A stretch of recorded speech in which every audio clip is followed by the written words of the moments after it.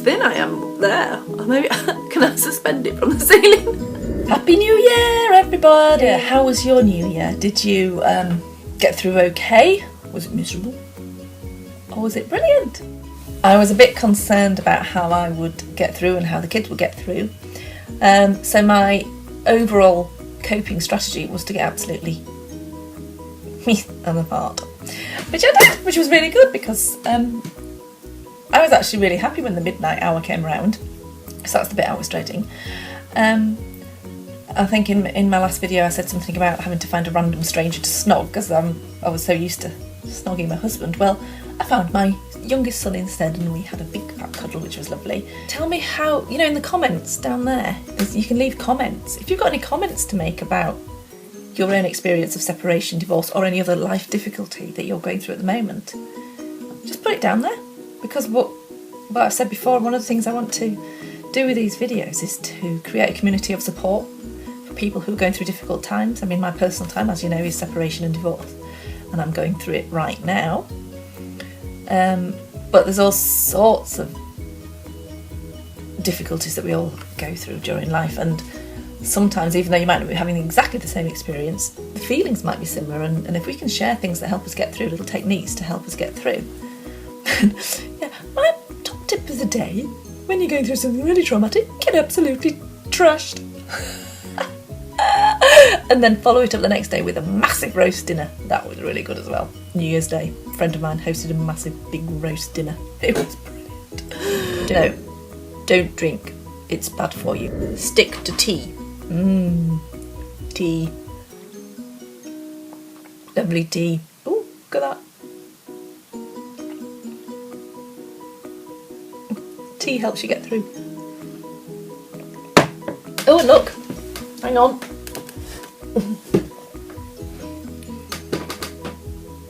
The teapot's back. Well, it's down there. Little bits where you can comment. If you've got anything you want advice on, any situation you're going through, any little techniques that you want to share with us about how you've got through, or if you want help with any way of getting through your difficult times, just let us know. And we'll all be nice. Now, one thing I really want to share with you is I read a fantastic article by a lady called Jane Green. Jane Green is a best-selling, New York Times best-selling author. She's written loads of books. But somebody shared on Facebook this article that she'd written, and it's on a thing. I've got it written down here, which I'm stretching over. If you want to know who she is, I'm just going to bring a picture of her up actually. She'd gone through a very similar situation that I had. She's married with young children. Married her husband, they split up. And what she felt was people, when they're in a long-term relationship or a marriage, often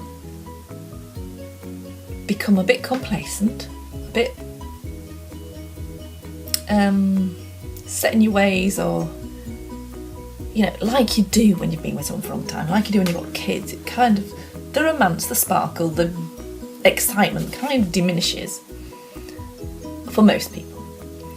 And so some people, I have to say, men in particular, seem to think the grass is greener over there, or in somebody else's bed. I've just got an image of green grass in someone's bed. But they think the grass is greener elsewhere, so they go and look for the green grass over there. But what she says is actually the grass isn't greener anywhere else. The grass is green wherever you water it. And for me, that's a really, really important and meaningful phrase. The grass is greener where you water it. So basically you have to work on your relationship.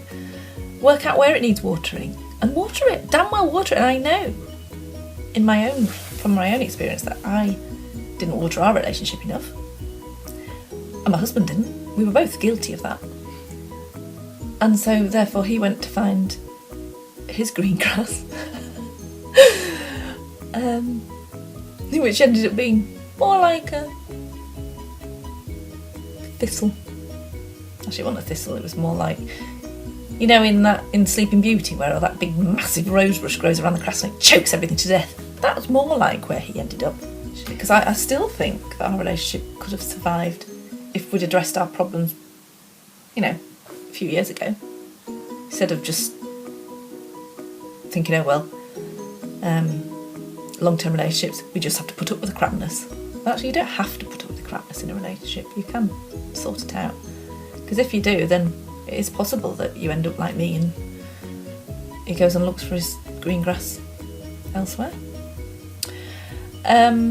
So look her up. Now, the article was on a thing called the Nest blog. It's a blog. I'll put the links down below. I'll put them down. Have a look. Click on it. Really worth a read because she does put some really good stuff in there. Not just that bit about the green grass, but also she talks about. I think she mentions a quote from Henry James. I think it was Henry James where he says, "First rule, be kind. Second rule, be kind. Third rule, just be kind." And that's the theme. As if you've looked at any of my other videos, is what I say all the time as well. And it's just a coincidence that she says the same thing in her article. It's just be kind. Be kind to yourself is what I always say, but also be kind to other people. Kindness can just make your own life better. If you're kind to other people, it makes you feel good about yourself. Now, she's found the love of her life and she's so much happier. And that also gives me comfort to know that you can find love second time round and be really happy. So give it a read. Let me know what you think about it as well, because I'd be really interested to know what you think about that. Anyway, I'd be really grateful. Yeah, put your comments down below. Please press the like, thumbs up. Why am I looking at myself? I should be looking at you. I'm so vain. Thumbs up, like, subscribe. I've now got 4 subscribers. I've got 4 subscribers. Thank you, Michael Attenborough. Great to have you on board.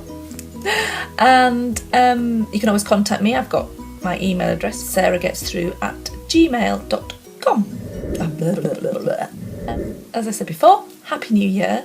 Be kind to yourself in 2015. I should be having a blog up in the next couple of weeks, which relates to all the things that I've been talking about in my previous videos.